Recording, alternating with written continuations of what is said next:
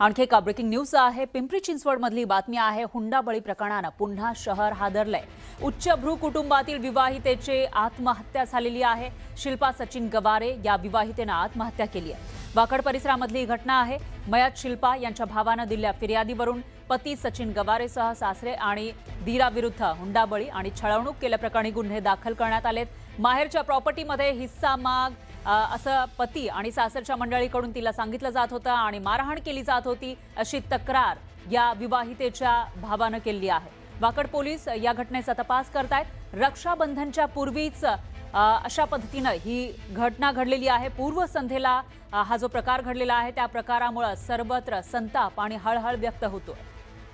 याविषयी अधिक माहितीसाठी आपले प्रतिनिधी गोविंद वाकडे हे आपल्यासोबत जोडले गेले आहेत। गोविंद, अतिशय धक्कादायक घटना, मात्र पिंपरीमध्ये आणखी एक हुंडाबळी गेलेला आहे असं आपल्याला दिसतंय। नेमकं काय घडलं होतं? खरं आपल्याला माहिती आहे, वैष्णवी हगवणे हुंडाबळी प्रकरण महाराष्ट्रभर देशभरात गाजलं होतं। खरं तर दुर्दैवी घटना होती।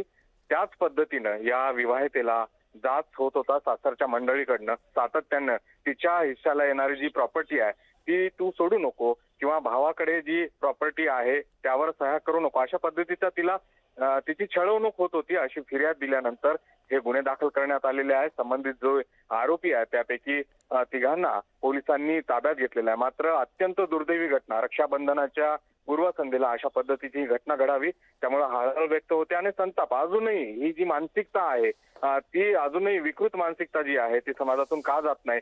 ज्या पद्धतीनं वेगवेगळ्या कारणासाठी हुंडा घेण्यासाठी किंवा प्रॉपर्टीच्या या सगळ्या वादातून जी छळवणूक होते ती अजूनही सुरू आहे का, या सगळ्याचा तपास खरं तर आता वाकड पोलीस करतात। मात्र पिंपरी चिंचवड शहरातील एक अत्यंत उच्चभ्रू कुटुंब, कलाटे कुटुंब, त्या कुटुंबातली ही मयत जी महिला आहे तिचं लग्न सचिन गवारे यांच्यासोबत 9 वर्षापूर्वी झालं होतं। मात्र 9 वर्षापासून सतत त्रास आणि जाच सुरू होता।